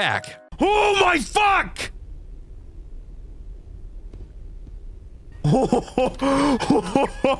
It's a costume! Why is it moving? We're about to be in for an absolutely wild ride, guys. These characters are terrifying, some of the scariest I've ever seen, right up there alongside Banshee. I think it's pretty clear this game drew a lot of inspiration from Banshee, and I think that's great. They nailed the atmosphere, they nailed the character designs, and they even nailed the pressure that Banshee brought, and we're only in night 1. The synergy Rash has with Rocky is mainly with your right door. Since it's toggleable, the thing you'd want to do is keep it closed, since the reaction time you need for Rocky is scary fast. However, since Rash is so quiet and makes no sound cues, it leads to you needing to keep that door open so you can constantly check for him. It's a small detail, but definitely one worth talking about. This game doesn't have a task-based completion system like Banshee, instead having the usual time-based one, which I want to be clear I don't think is an issue. Sure, I love it when games try something new, but there's nothing wrong with sticking to the usual. I'm super excited to see what the rest of this game has to offer, so without further ado, let's move on to night 2. Psych! I lied. First, we have to talk about night 1's post-night minigame, and why I don't give a fuck about it. In it, we have to collect a bunch of bullshit scattered around the building. Boring! I'd rather jump into a glitching wall and get teleported next to a ninja by a campfire. Thank you very much. After teleporting, we touch the fire, and the minigame abruptly ends. Now we can move on to night 2. Guys, I've got some great news for you. After a long time of waiting, the Skags plushie is finally live. I've been working with Makeshift to make the perfect Skags plushie possible, and I think he's turned out perfect. We obviously talk a lot about Five Nights at Freddy's on this channel, so I figured it'd be great to make him in the exact style as the FNAF plushies, which means he'll easily be able to sit on your desk or shelf without falling over. You guys made this possible. I could have never done this without you. To everyone who supported the petition a few months back, thank you guys so much. But you guys have to be fast, as Skags is only around for a limited time. Once this campaign is over, he'll be gone forever, so you really don't want to miss out. This is hands down the coolest thing that has ever happened to me as a YouTuber, and I never thought 2 years ago when I started this channel that it would get me this far in life. Thank you guys so much. I really appreciate every single one of you. You guys have made my dreams come true, and this is one small way I can celebrate that. So go get yourself a Skags plushie before time runs out. He's the perfect gift for anyone who likes stuffed animals, and I guarantee if you put this guy in your bed, the Huzz are gonna flock to you like birds. So that's always a plus too. Thank you guys so much for all the support, and thank you to Makeshift for making this plushie with me and putting up with my constant tweaks to make sure that Skags is as perfect as he is. Sorry for interrupting. Let's get back to the video. Night 2 really goes to show how this game is eventually going to have to be played out, as it adds one of the most annoying threats in this entire game. That being Bowie. Bowie acts as this game's eye slut. That's right, I'm coining a new FNAF term, and I expect it to be used very frequently by everyone in the fandom from now on. Eye slut refers to a character archetype that revolves around said character needing to be stared at, and that's the only fucking mechanic. And this game's eye slut is Bowie. Bowie will randomly move around cameras 3, 6, and 9. Some would even say, damn she fine. If you ever don't glance at Bowie for long enough, he'll appear at your door where no matter what you do, even if you close it, he'll still close the gap between his willy and your butt and start clapping your shit like a crowd after a good performance wanting an encore. The real issue with Bowie isn't even Bowie himself. It's more so due to the fact that it makes Rocky so much scarier. Whereas before, all you really needed to do was watch him so you could tell which side he was going to attack, while Bowie is active, you should be staring at him the entire time. So this leads to you needing to be able to react to Rocky every single time. So if your reflexes are shit, you will be shit at this night and the entire game as a whole. But overall, this night isn't too bad. Now we can move on to the post-night 2 minigame, which is much the same as the first. This time around, we actually play as a different night guard, which is interesting. And this time we're tasked with taking some animatronics to the stage. Boring! I'd rather jump into a glitching wall and get teleported next to a ninja by a campfire. Thank you very much. After teleporting, we touch the fire and the minigame abruptly ends. And now we can move on to night 3. Actually, I lied a bit. I just thought it'd be kind of funny to repeat the ending of the last section since you do the same thing. What I want to talk about is that for some reason during this minigame, the monkey we first see is in the 2D style like everything else. But if you do some exploring, you'll find the other characters, except they'll be in the normal 3D rendered states, which is honestly just super uncanny and creepy. It's cool, it's random, it's unimportant, but I wanted to mention it. Are you guys ready for night 3? I really don't think you are. Like, really ask yourself the question, am I ready to learn about the third night of this game? Dexter's asking me to think about it, so that clearly means I'm about to learn about the most soul-degrading thing of all time. Did you ask yourself the question? Great, let's move on to night 3. Night 3 introduces a certain type of mechanic, a very common mechanic in FNAF games. Almost every single FNAF game has at least one of these, actually. And fun fact, this very mechanic was what spawned the most recent Dxtr White song, Nintendo No. Go listen to it. It's on all streaming services, by the way. Is that enough of a hint as to what type of mechanic is slid into my butthole on this night? Well, if it's not, let me help you a bit. This night introduces a fucking monkey. I don't even want to do it the due diligence of saying its stupid fucking name. It's a piece of shit. In fact, it's the same monkey we put on stage in the last minigame. Monkey Dick has his own stage, and thankfully, he's nothing like Bowie, who requires me to stare at him all night. However, he does something arguably worse. Occasionally, at random, throughout the night, he will slam his cymbals together. And now, I want you to take a solid guess as to what it is we have to do after hearing these cymbals. Really think about it. What could this so far amazing game do to just really shoot itself in the foot like a soldier trying to get an honorable discharge? I think I've given you enough time to think about it. After Monkey Fuck smashes his cymbals together, he will teleport to a random fucking camera. God damn it, fuck me right in my rear. This night also introduces the ability to flash your cameras. So all you have to do is find the rape ass monkey and flash him to make him go back to his stage. I quite literally have no idea what makes these games unable to come up with something unique. Don't get me wrong, I think this game is fucking amazing, and this find them on the camera mechanic is nowhere near as terribly integrated as some of the other FNAF games I've played, but please, guys, stop doing this. My poor little heart just can't take it anymore. But aside from that, that's all this night adds. Now we can move on to the post-night minigame. In it, we're driving a car right after a beer. We can choose to hit some deer on the road, but the game would really prefer we didn't. Fuck the actual point of the minigame. We all know that there will be a glitch somewhere. And sure enough, at a certain distance, you will see a glitch. Bam down and you'll be teleported to the fire with the ninja. Touch the fire and the minigame comes to a close. I have no idea what this fire could be symbolizing. And yes, by the way, I know that this is most likely not a ninja, but I'm noticing while writing this that in my playthrough, which you can see over on my second channel, Dxtr Black, I actually never found the glitch in the first minigame. So now I'm dreading having to replay the whole game later. But that's future me's problem. And I don't give two fucks about future me. For now, let's move on to night 4. Damn, we're already on to night 4, huh? Shit, we're just busting through this game all willy-nilly style. Well, there's a new thread introduced on this night, and it's honestly, like, not even a problem at all. Something I'm noticing about this game is that while yes, it's very scary and that's awesome, the game is also, like, piss easy, which don't get me wrong, I don't want it to be the hardest thing on earth, but it's like, you know, a little bit too easy. Anyways, moving on to the threat this night introduces, Floppy.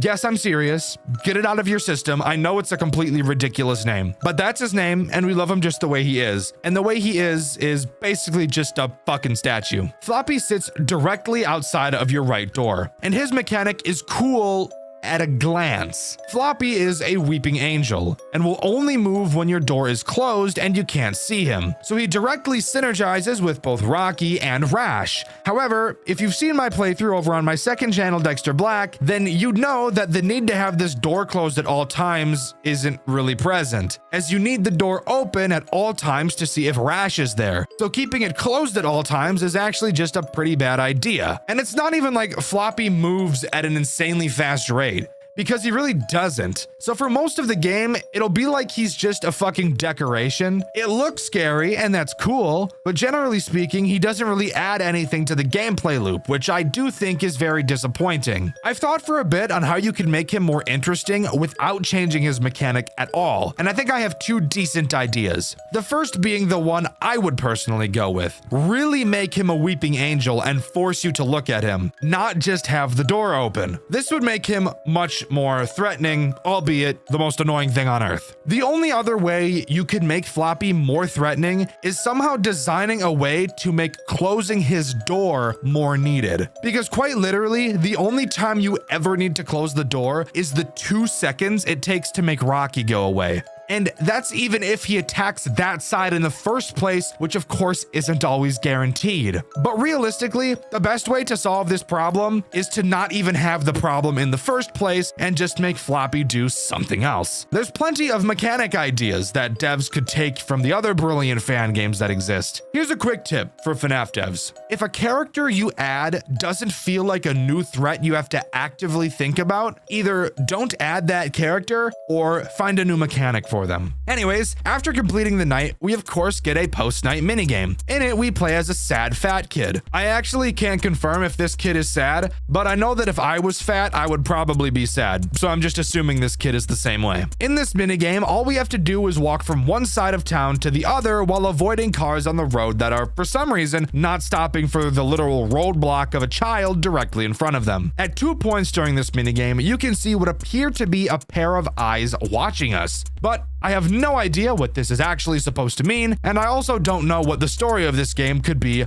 literally at all. Now, for the glitch, which this time around is completely unobvious. If you get all the way to the end of the map, what you're supposed to do is just touch the edge and you'll be booted to the menu. This is what I did on my playthrough, which you can see over on my second channel, Dxtr Black. There's blood leaking out of me, knowing that I'll have to go back and fix this, but whatever. If instead of touching the edge, you instead go all the fucking way back, really getting Tubby his exercise, and touch the edge next to where you started, which by the way shows no indication of being glitched, so this is just bullshit, then you will be teleported to the fire with the ninja, touch the fire, and we can move on to night 5. Night 5 introduces one new threat, and I'm honestly surprised that it does. Very uncommonly do I find FNAF games that consistently add a new threat with every night, and I honestly really appreciate this game for doing so. Albeit, both this threat and last night's threat are pretty lackluster. But before we talk about the threat this night introduces, we need to talk about this night's phone call. Because even though it's by far the shortest one, it easily is the most interesting we've heard so far. The phone guy just tells us that tonight will be our last shift, because the floppy suit almost killed the employee who was inside of it. So that's just based in Riz, I can't even lie. Anyways, on to talking about the threat that this night introduces. That being the fucking mouse that the game didn't tell me the name of, so that's just awesome. Mickey Mouse fuck-ass boy adds a mechanic that honestly might as well not even exist. I struggle to figure out whether I think the mouse's mechanic or Floppy's mechanic is more worthless to the gameplay loop. Dicky Mouse will randomly appear on whichever camera you're looking at. When he does, you won't be able to switch between cameras. To make him go away, all you have to do is flash the camera. So just press space and he goes away. That's literally it. He can only appear on the camera you're looking at. So it's not like you're ever going to miss him either. And he's also very forgiving with the amount of time you have to flash him. So really, if you die to this guy, you're just retarded or dead at your keyboard. I really wish I had more to talk about with these mechanics. Sure, I could sit here and complain and bitch and whine and say the mechanics make me want to do something to my penis that will damage it beyond recognition. But I mean, really, just look at the gameplay between night 3 and 5. Tell me if you see much of a difference. Spoiler alert, you won't. In fact, let's actually play a game real quick. Right here, I'm showing you 2 clips from my playthrough, which you can see over on my second channel, Dxtr Black. One of them is footage from night 3, and the other is footage of night 5. I want you to take a guess at which video is which. I'll give you a bit. Did you make your guess? Well, fuck you, because both of these clips are night 5. That's how similar they are. So while yes, it's cool that this game is adding more animatronics, I just really wish they'd do something that mattered to the gameplay loop, but they just don't. Anyways, after completing night 5, we don't get a minigame in the same way we usually do. Instead, we get a cutscene. A child is talking to his father. At some point, the child leaves and the father spots one of the mascots and goes to talk to it. Upon interacting with the fucking mouse, we get jump scared and he asks the dad if he needs anything, and the dad says no. So like, why the fuck did you even go up and talk to him in the first place? Either way, with that, night 5 comes to an end. Night 6 is not what I expected at all. Discover it for yourself. Now you see, I don't like that you're saying it like that. What do you mean discover it for myself? Easily being the most interesting night throughout the game, albeit still incredibly easy. Night 6 is a boss fight night with this fucking thing. What the fuck is that? Whoa! What the fuck?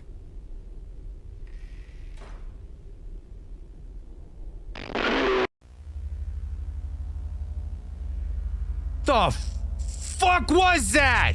Tell me that wasn't the coolest and most terrifying thing you've ever seen in your life. So yeah, this is the final boss of the game. Do I have a reason as to why it looks like this or what lore significance it has? Literally fucking no. Not at all, but who cares because he looks fucking sick. The way he works is incredibly easy. He can attack both doors. He works pretty much entirely off sound cues. He will be moaning throughout the entire night, which I will add is very gross, but I guess that's just what he's into, so I'm not gonna kink shame the poor guy. Whenever he moans, that tells you that he's moved. If you ever see him at your left door, all you have to do is hold the door closed. He will begin banging on it, so just make sure you hold it closed until he stops. If it wasn't obvious, all of the other characters aren't activated on this night, so you don't really have to worry. Now, when he attacks your right door, you'll have to do something just a little bit different. You still have to close the door, but for some reason, he really doesn't like it when your computer is on while he's on the right side. Very weird, but we'll listen. So when you see him on the right side, all we have to do is close the door and then turn our computer off and he'll go away. Now, we have to talk about how you actually beat this night, since it's not just as easy as holding off until 6 a.m. like the rest of the nights have been. This is a boss fight night, and this time you're actually fighting a boss. When he moans, it's much more likely for him to just switch cameras than it is for him to appear at your door. He is a find them on the camera character. However, he's the only character in the night, so it's not a big deal. You will have to constantly track him on the cameras and spam your camera flash on him to deal damage. Flashing makes your system crash, so get ready to deal with rebooting your cameras constantly. Deal enough damage on the cameras and this final night will come to a close. However, depending on if you were able to collect all of the fires next to the ninjas in the minigame will determine which ending you get after completing this night. After winning, the creature will force his way into your office like Graveyard Shift at Freddy's and kill you, wherein you get the bad ending. But who cares about the bad ending? The interesting ending comes in the form of collecting all of the fires from the minigames. Now, I'm not kidding about this. I promise. After you beat the night, the creature still kills you.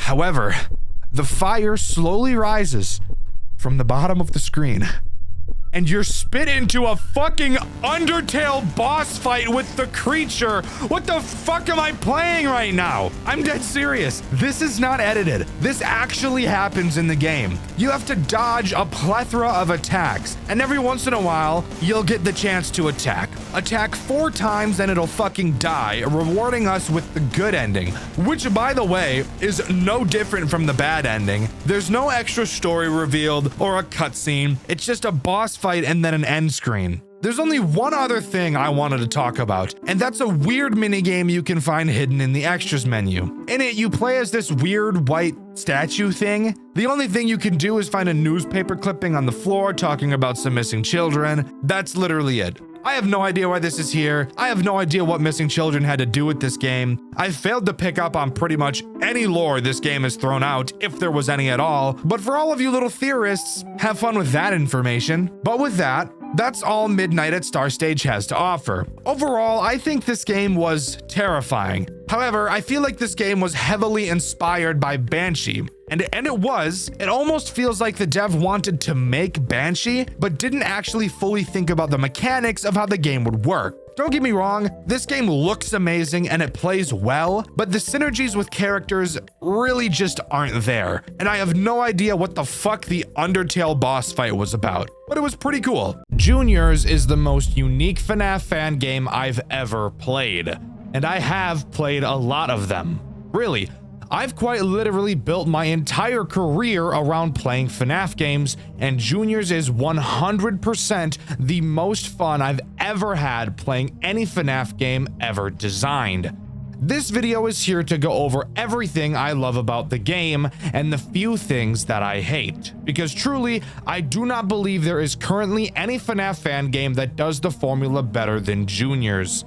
So let's waste no more time on the intro that nobody cares about and get into the best FNAF fan game ever made. Before we begin talking about Juniors, I want to tell a bit of a story, or I guess more of a fun fact.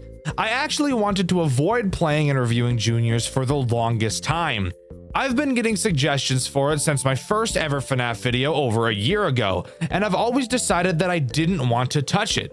Why? Because I used to have this really cringy way of thinking. If something is popular, it must be overrated type of mentality. After finally sitting down and playing through Juniors, seeing it completely blind for my first time ever, I will never in my life think like that ever again. This game truly has made me more passionate to create content more than any other game ever has. Set your expectations as high as you want, and I guarantee Juniors will still blow them out of the water. We play as an unnamed paranormal investigator. We're assigned with exploring the supernatural presence of the restaurant Juniors. As I'm sure you may have guessed, yes, this is the same Juniors that can be seen in the Midnight Motorist minigame from Pizzeria Simulator. We wake up in a place called the Barrens, which seems to be a limbo between life and death. Looking up, we can see what I assume to be our own brain, and we soon meet a character named Pallbear. Throughout this game, we don't learn much about Pallbear, but he is the only friend we have throughout the game. Pallbear explains that there is an evil presence inside of the Juniors establishment, only ever referring to it as the Ghost. Eventually, we strike a deal with Pallbear. He agrees to help us with our investigation of Juniors, and we agreed to help Pallbear find freedom from the Ghost by defeating it in one way or another. With that, we head to bed and start our first night. Usually, the way I talk about nights in FNAF games is pretty basic. I bring up which threats are introduced, how to deal with them, and throw in a dick joke or something. However, Juniors does the entire FNAF formula so differently from any other FNAF game I've seen, so covering this is going to be a fun change of pace. To start, Juniors completely gets rid of the sit and survive style of gameplay that most other FNAF games have. The game still has the classic 6 nights, however, each night isn't completed once you've made it to an arbitrary time limit. Instead, similar to a game like Pizzeria Simulator, progression is based on finishing tasks. Except the key difference between the tasks in Pizzeria Simulator and the tasks in Juniors is that one of those games has super fun tasks that I look forward to doing, and the other game is fucking Pizzeria Simulator. But what exactly are the tasks in Juniors? I'm so glad you asked, because these tasks are the sole reason why this game is so amazing. Throughout the night, the ghost Pallbear was telling us about will enter one of the animatronics at random. It's our job to watch the cameras for weird anomalies and figure out which animatronic is possessed. And each night, you will have to correctly identify where the ghost is more and more times. On night 1, you need to correctly identify the ghost 2 times, and with each subsequent night, that number goes up by 1. But before we really get into that, there's something else that this game does that I wasn't expecting. Typically in FNAF games, the animatronics will make their way to your office and try to attack you. This is actually not the case in Juniors. The animatronics will never come to your office.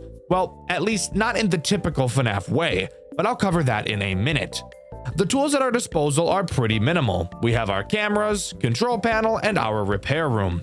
Throughout the course of the night, if you check your control panel, you will be able to see the condition of each of the 6 animatronics. Yes, 6. You've got the main 4, with the addition of the Marionette and Balloon Bitch, or as this game calls him, Balloon Baby. As the night progresses, the condition of each of these characters will decrease.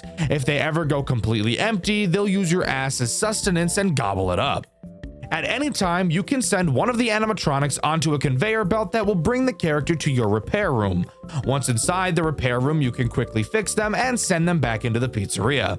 This will cause their condition to go back up to 100. However, you have to be careful, because if you send the possessed animatronic to your office, it's game over. Another thing to note is that you can't send more than one character to your repair room at a time. Moving on to the actual ghost hunting part of this game. As mentioned previously, there are 6 characters that the ghost can possess.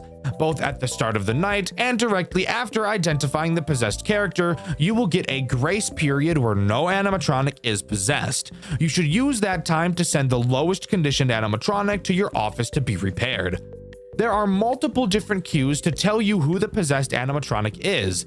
It seems like throughout the nights, new clues are introduced. However, I cannot find a distinct list of what clues get introduced each night, so I'm going to be guessing based on my experience.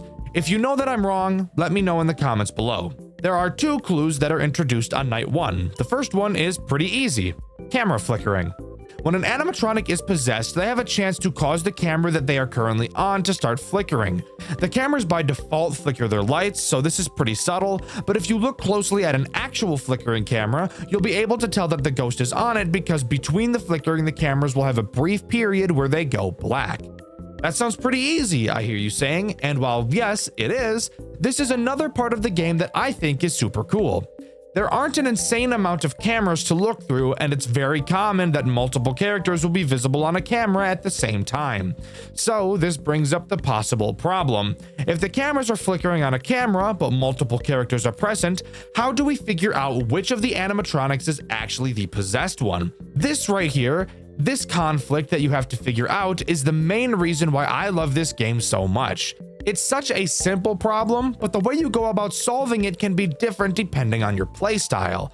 This is honestly the coolest mechanic I've ever seen out of any FNAF game, and I don't think it's ever going to be beat. So, what was my strategy? Let's start with the hypothetical that we'll use throughout this video. Let's say we're looking at a camera that has Freddy, Bonnie, Chica, and Foxy present on it. The camera is flickering, so we know that either Freddy, Bonnie, Chica, or Foxy are the possessed animatronic. The first thing I would do is either send Balloon Bitch or the Marionette to the conveyor belt, since I know full well it can't be one of them. So I'd just pick whoever has lower condition. Then I would constantly keep my eye on all 4 animatronics on that camera until 1 or more of them left. Once they left, let's say for example Freddy and Chica leave, I would stay on the camera to see if the flickering persisted. If it did, then I'd know it can't be Freddy or Chica. Let's say Foxy left next and Bonnie stayed on the camera. If the lights stopped flickering, then I'd know for a fact it has to be Foxy. And if I really wanted to double check, I could find the camera where Foxy left to and see that the lights are still flickering. But as I've said, that is only 2 of the clues that are introduced on this night. What's the other? Handprints. I should mention that once the ghost possesses a character, only 1 of the clues will become present in that character until it is found. And from what I can tell, they never switch which clue they have until the ghost is found. Handprints are pretty simple. When a possessed character leaves a camera, they will leave a handprint behind on the lens of the camera. So let's go back to our hypothetical again. Freddy, Bonnie, Chica, and Foxy are all on one camera. Freddy and Chica leave, and after doing so, we spot a handprint on the lens. That means we now know that the ghost has to be in either Freddy or Chica. So we can send either Foxy, Bonnie, the marionette, or balloon bitch to the conveyor belt, and all that's left is to watch Freddy or Chica. Whoever we choose, we wait for them to leave a camera. If Chica leaves and a handprint isn't seen, that means the possessed character has to be Freddy. And with that, night 1 is in the bag. After the night, we head back to the Barrens and talk to Paul Bear again. He explains that he himself chooses to stay in the Barrens because the ghost won't go there. Pussy-ass ghost Paul Bear is afraid of another ghost. Don't question it. It's kind of like those people who are afraid of other people. What do we call those things? Oh, yeah, moderators. Anyways, night 2 time. Night 2 doesn't appear to add any new clues. However, I will take this time to talk about how Paul Bear can aid in our investigations throughout the night. If at any point you're confused on who the ghost may be hiding in, once per night you can go to the control panel and actually ask Paul Bear who he thinks it is. He'll be able to narrow it down to 2 characters. Do you need this to beat the nights? No. But I do think it's kind of neat that it's available if you're struggling. I only ever used it once throughout my playthrough on accident because I didn't know that clicking on this would actually cause him to give me a hint. Also, if you want to watch my full playthrough, you can do so on my second channel, Dxtr Black. It's also on this night where I want to bring up the marionette and balloon bitch. Since you can never actually see either of them on the cameras, you may be wondering how you're supposed to be able to tell if they are possessed. I'll talk about the marionette later, so for now I'll talk about balloon bitch. His mechanic is actually incredibly simple, and I honestly think it's one of the weakest mechanics in the entire game. All you have to do to check if Balloon Bitch is possessed is look at your control panel. If his condition number is freaking the fuck out, he's possessed. If it's not, he's not. That's it. Again, I don't really think that this has a good reason for existing. Maybe the dev just wanted a 6th character so that there would be 3 on each side on the control panel, but I feel like it would have been much more interesting if you just allowed Balloon Bitch to be seen on the camera like the main 4. He could have been made to be a more challenging character. Since he's smaller than everyone else, having him hide in the cameras and be immune to the motion sensor could have been a super interesting challenge. But let me know what you guys think about Balloon Bitch in the comments. After completing night 2, we find a VHS tape. Watching it shows a claymation of Freddy carrying an animatronic limb up to a door. The door has a note on it that says, "Beware the mangle." Looking up, Freddy appears to see said mangle looming down on him, and the cutscene comes to a close. Heading back to the Barrens, we ask Paul Bear about what we saw on the tape. He says he believes that the ghost is trying to build itself a body in the form of the mangle, and that it's possessing the other characters to bring the parts to it. Appearing that we're now on a timer, we know that we have to do something, so we head to sleep and move on to night 3. Night 3 introduces one new clue that the characters can use: camera movement. This one is pretty simple. However, I should start by explaining how the cameras work a little bit more. Typically in FNAF games, the camera will slowly pan back and forth as you look at them. In Juniors, you have to manually move the cameras to see the full picture using WASD. The camera movement clue does exactly what you'd think. If you're moving the cameras, the ghost can cause it to jerk in a direction you're not moving it in. My camera got fucked a little bit, the weird control. I don't know if that was me fucking around or if that was the heathen. Whoa. My camera just fucking zipped. Using that, you can follow the exact same method as the flickering clue. However, the camera will not jerk if you aren't moving the cameras, so you'll need to get into the habit of doing that often. Although that really shouldn't be a problem since, again, you can't see the whole camera unless you move it. This is also the night where I want to talk about the marionette and how she works. Just like Balloon Bitch, you can't see the marionette on the cameras. However, you can hear her. You can tell which camera she is on by listening for the music box.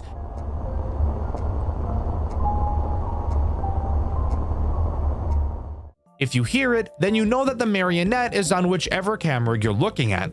Fundamentally, is this different from the 4 main characters? No. However, I do think it's a super fun addition to the formula, where if we were using our hypothetical again from earlier, let's imagine all 4 of the main characters are on a camera and the camera is jerking in a random direction when we move it. Then all 4 characters leave at the same time, but the camera is still somehow jerking. Then you notice that you've been hearing the music box the whole time and just weren't paying attention. Now you know that it has to be the marionette.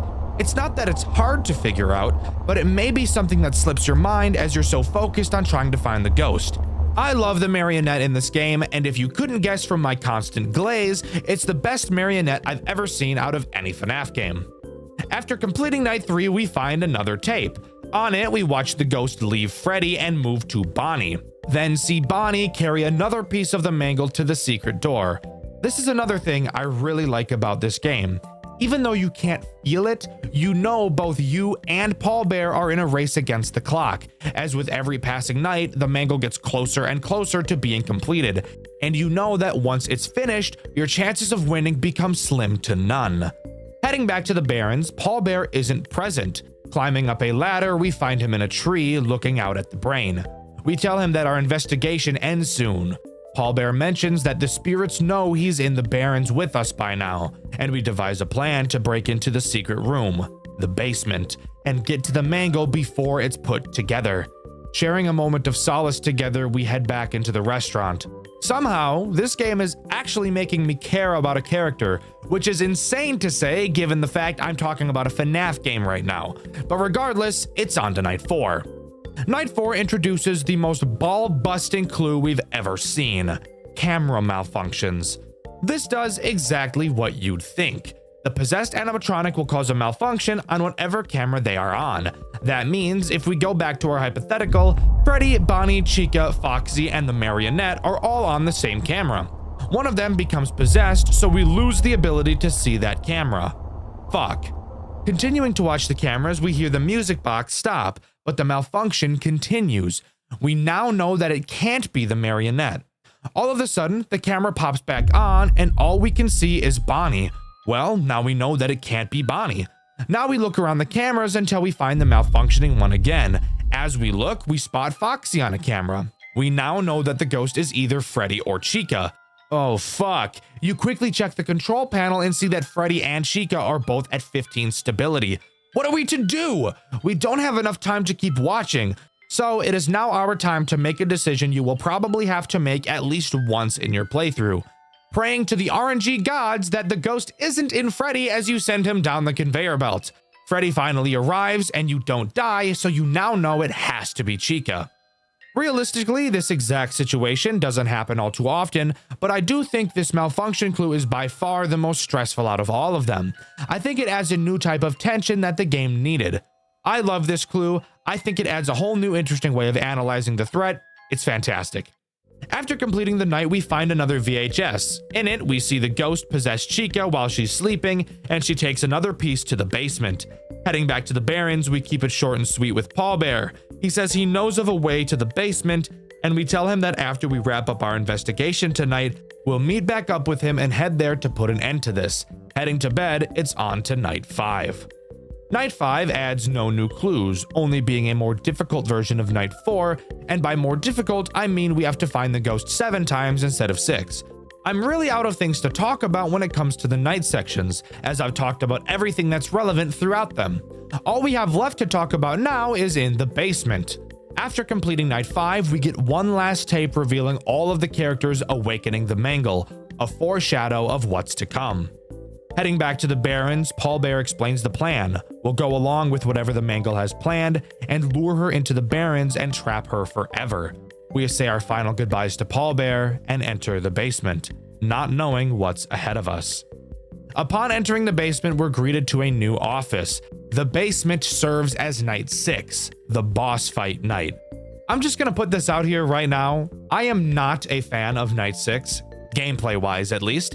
I think it looks great and I think it serves excellent story purposes, but I think it's a massive step back from the core loop of the game. The basement is set up exactly how the office from FNAF 2 is. 2 open vents to your left and right, and a large hallway in front of you. You have access to a flashlight, cameras, and a Bonnie mask. Yes, it's literally just FNAF 2, even equipped with a music box to constantly wind throughout. Maybe this is the reason I don't like this night. Just kidding, it's not a maybe. Of course this is the reason I don't like it. I'm not a huge FNAF 2 fan personally, so seeing it in a FNAF game that I really like puts a bad taste in my mouth. However, I'm not going to let that discourage me. How does this night play, and are there any redeeming qualities? Throughout the night, all you have to do is wind the music box and put on your mask whenever the animatronic enters your office. If you ever see Foxy in the hallway, flash your light at him. Guys, it's literally just FNAF 2. I really don't have to explain this to you. The characters even look different on this night, and in the extras menu, this version of them is called Withered. It's FNAF 2. That's it. That is until the halfway mark. What the fuck? We wear the mangle. What the fuck? Conveyor belt. Yo! What the fuck? Yo, the time's all fucked. What the fuck is that thing? Oh, nah. Halfway through the night, your control panel will be forced up. You'll be able to see the conveyor belt and watch as each character makes its way through. Several sticky notes ridiculing you. Every single animatronic sacrifices its body to the mangle, and it's finally time for the final fight. The mangle enters the building, and now is the perfect time to talk about how fucking disgusting these character models look, especially Mangle. The level of detail in these characters is insane. Seeing Mangle on the cameras is probably the most uncomfortable thing about this entire game. She's so gross, and it's super cool. But I do have to ask the question, why the fuck do they look like this? Is our main character going insane and imagining that they look like monsters more than they do? Or did the manufacturers of these robots actually design the most fucked up, creepy robots of all time? Anyways, once the Mangle spawns, the way this night is played changes. Now, for some unknown reason, Mangle has an owl attached to her. Does that make sense? I'm sure there's a reason for it, but I can't for the fuck of me figure out what that might be. Occasionally, this owl head will appear in either of your two vents. When it does, all you have to do is put the mask on until it leaves. Mangle herself has a chance to appear in the hallway. As far as I can tell, she has no sound cues, so you have to constantly check for her yourself. When she's there, hold the flashlight on her until she leaves. Finally, we have the most soul-sucking, nutsack-tearing, butthole-puckering mechanic in the entire goddamn game. The Ghost. The Ghost can appear on any camera. You'll be able to tell because you can see her hand. When you see the Ghost, all you have to do is hold the light on the camera until it disappears. You might be asking yourself, why the fuck is that a problem? That sounds even easier than the owl. Hell, I almost guarantee you will never be able to see the cameras in your entire fucking life. Why? Well, as I'm sure you're aware if you've ever played a FNAF game before, when a character moves from one camera to another, it's very common for the camera to go black for a moment. This is done so that you don't see the characters teleporting out of sight. However, the Mangle moves so goddamn cocksucking fast through the cameras that they will be black for about, 90% of the fucking night. Meaning that, very rarely will you be able to check if the Ghost is on a camera. Could we stop? Could we stop? Literally, what the fuck am I supposed to do? She's moving around the camera so fast, I can't even fucking look to hold the light on her. I feel like this is unintentionally difficult, but it's actually so bullshit, it's not even close to fun. This is the main reason why I dislike Night 6 as much as I do. Dying because I couldn't find the Ghost because I can't see the fucking cameras for more than 0.3 seconds every 14 decades is not fun. It ruins the pacing of the game and destroys all immersion I had in the situation. But if you can manage to not get fingered by the Ghost, you'll survive to 6 AM and lure the Ghost into the Barrens. The Ghost grabs Paul Bear, revealing he himself is a costume, not an actual plush bear. Surprise, surprise. This should have been obvious. The Ghost tells Paul Bear she's going to kill us, but we quickly run up behind her while she's distracted and fucking gank her ass. Dead kids! Rah! Rah! The screen cuts to black. We learn 5 years later, Juniors would reopen after some significant rebranding, focusing on, quote, family fun and above all safety. A line that should be familiar sounding if you've played the official games. Finally, a character named Jeremy is asked when they're free to start the job. Let's pause. This twist is pretty damn cool.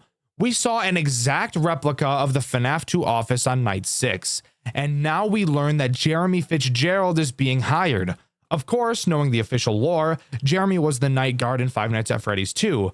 And the family fun and above all safety is something the phone guy says in FNAF 2 as well, which would lead me to believe that the rebranding of Juniors was to Freddy Fazbear's Pizza in the form of the pizzeria we see in Five Nights at Freddy's 2, using the toy animatronics and the layout we find in the basement. But with that final awesome twist, Juniors comes to a close.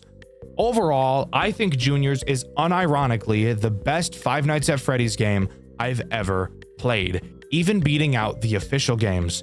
Sure, I'm not the biggest fan of the final boss night, but the rest of the game easily makes up for that shortcoming.